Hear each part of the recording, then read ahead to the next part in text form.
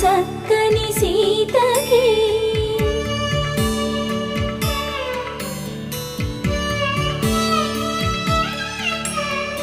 ఎర్ర జాబిలి చేయి రాముడేడని అడుగుతుంటే చూడలేదని పెదవి చెప్పే చెప్పలేమని కనులు చెప్పే నల్ల పూసై